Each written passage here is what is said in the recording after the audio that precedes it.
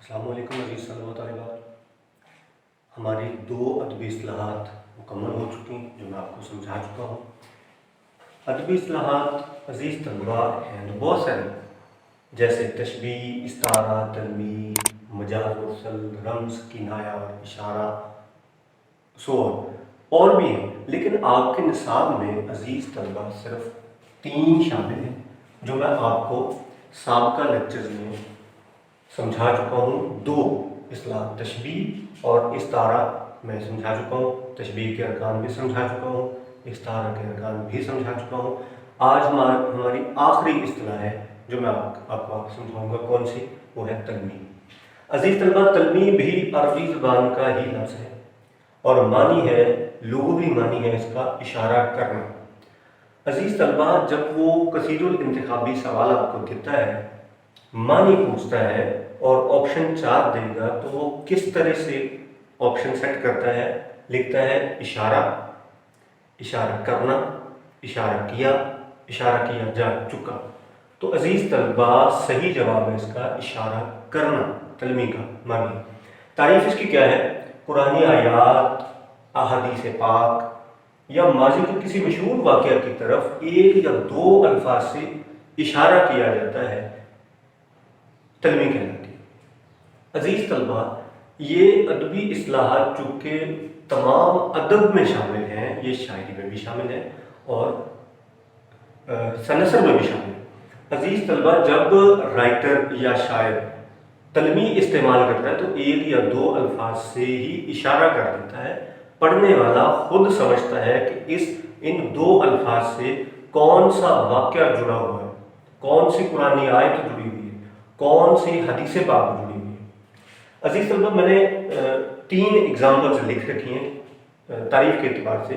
جیسے میں نے تعریف میں پہلے آپ کو قرآنی آیت کی بات لکھی ہے کہ قرآنی آیات کی طرف اشارہ ہو سکتا ہے 1 یا 2 الفاظ سے، حدیث پاک کی طرف اشارہ ہو سکتا ہے 1 یا 2 الفاظ سے، اور ماضی کے کسی مشہور واقعے کی طرف اشارہ ہو سکتا ہے 1 یا 2 الفاظ سے. تو میں ترتیب سے آپ کو ایک مثال سمجھانے کی کوشش کرتا ہوں. احمد فراز کا شعر ہے: شاعری تازہ زمانوں کی ہے معمار فراز، یہ بھی ایک سلسلہ کن فیکون ہے یوں ہے. عزیز طلباء، قرآن میں لکھا ہوا ہے کن فیکون. یہ لمبی چوڑی ڈیٹیل ہے. جب اللہ پاک نے کائنات پست و بالا تخلیق کی تو کن فرمایا، حکم دیا گیا. یہ حکمیہ جملہ ہے، کن ہو جا، تو کیا ہوا؟ فیکون، بس ہو گئی. یہ پورا واقعہ شاعر نے 2 الفاظ میں بیان کر دیا. جو قرآن پاک کے 2 الفاظ کون کون سے؟ کن، فیکون. ایک مثال آپ کو دے دی میں نے قرآن آیت کی. جو تعریف ہے اس میں ہے دوسری مثال احادیث پاک.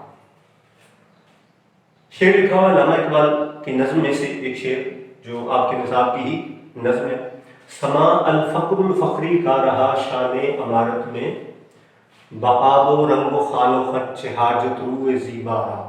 عزیز طلباء، پہلا مصرع اس میں اتنا حصہ عربی کا ہی ہے، جبکہ دوسرا مصرع مکمل فارسی کا ہے. عزیز طلباء، الفقر الفقری آقا علیہ السلام کی حدیث پاک ہے، اور مکمل حدیث پاک کیا ہے؟ الفقر الفخری والفقر منی، یعنی فقر مجھ سے ہے اور مجھے فقر پر فخر ہے. عزیز طلباء، لیکن شاعر نے پوری حدیث پاک نہیں دی، بلکہ اس حدیث پاک میں سے 2 الفاظ دے دیے، الفقر الفخری، اشارہ دے دیا. اب پڑھنے والا خود سمجھے گا کہ یہ کیا ہے، الفقر الفخری کیا ہے. اچھا عزیز طلباء، حدیث پاک کی مثال میں دے دی. تیسری مثال ماضی کے کسی مشہور واقعے کی طرف ہے. وہ کیا ہے؟ مرزا غالب کا شعر ہے یہ: ایک بات ہے اور رنگ سلیماں میرے نزدیک، ایک کھیل ہے اعجاز مسیحا میرے آگے. عزیز طلباء، دونوں مصروں میں تلمیح ہے. یہاں پر دیکھیں، اور رنگ سلیماں پہلے مصرے میں، دوسرے مصرے میں ہے اعجاز مسیحا. عزیز طلباء، اگر میں ان کا معنی بتاؤں، اورنگ کا مطلب ہے تخت. اورنگ سلیمان، حضرت سلیمان اللہ تعالیٰ کے پیغمبر تھے، اللہ تعالیٰ کے نبی تھے. ان کے تخت کی بات ہو رہی ہے. تمام انبیاء کو اللہ تبارک و تعالیٰ نے معجزات عطا کیے تھے، تو حضرت سلیمان کو ایک معجزہ یہ بھی عطا کیا تھا کہ ان کا تخت اڑا کرتا تھا۔ لیکن مرزا غالب کہتے ہیں کہ میرے نزدیک یہ ایک بات ہے، کوئی بڑی بات نہیں ہے، اور سلیمان سے وابستہ اب جتنے بھی واقعات ہیں ان تمام واقعات کو مرزا غالب نے صرف 2 الفاظ میں معجزن کر دیا، اورنگ سلیمان۔ دوسرے مصرے میں دیکھیے، اعجاز مسیحا۔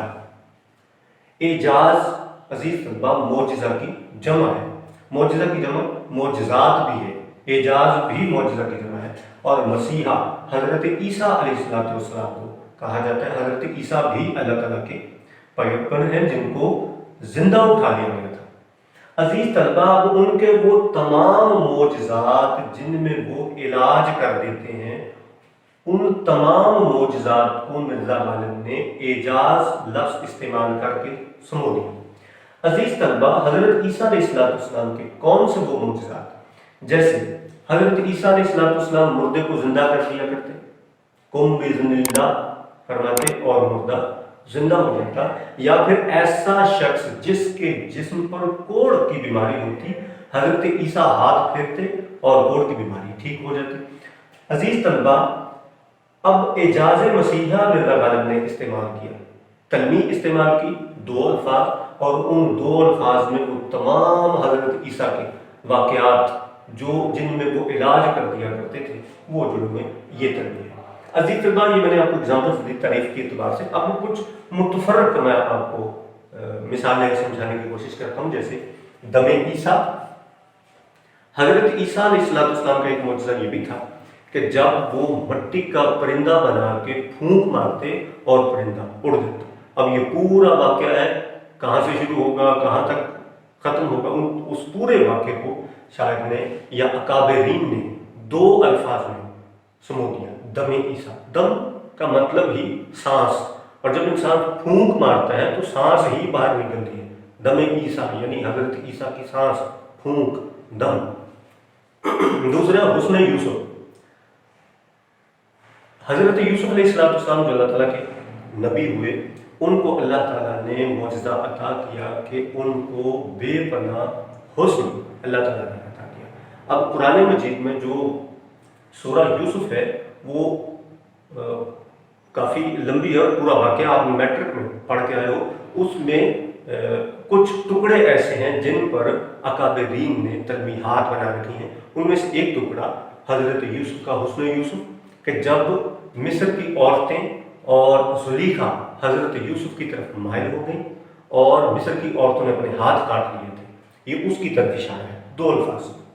تیسرا ہے کوہ طور، حضرت موسیٰ کی طرف اشارہ، جب حضرت موسیٰ کوہ طور پہاڑ کا نام ہے، کوہ پہاڑ کو کہا جاتا ہے، تو حضرت موسیٰ ایک پہاڑ کے قریب جاتے اور پہاڑ کے قریب ایک درخت تھا جس درخت میں سے اللہ تعالیٰ کی آواز آیا کرتی تھی۔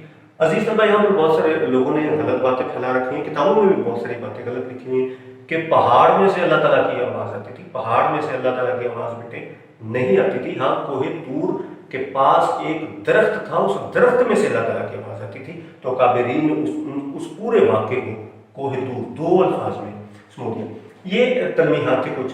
عزیز طلبہ، وہ بھی تلمیح کہلائے گی جب ہم کسی واقعے کی نسبت سے کسی شخص کا نام استعمال کر لیں گے جس سے وہ واقعہ وابستہ ہے، تو بھی وہ تلمیح کہلائے گی۔ جیسے فوک ٹیلز ہیں، لوگ کہانیاں بنی ہوئی ہیں، کون سی؟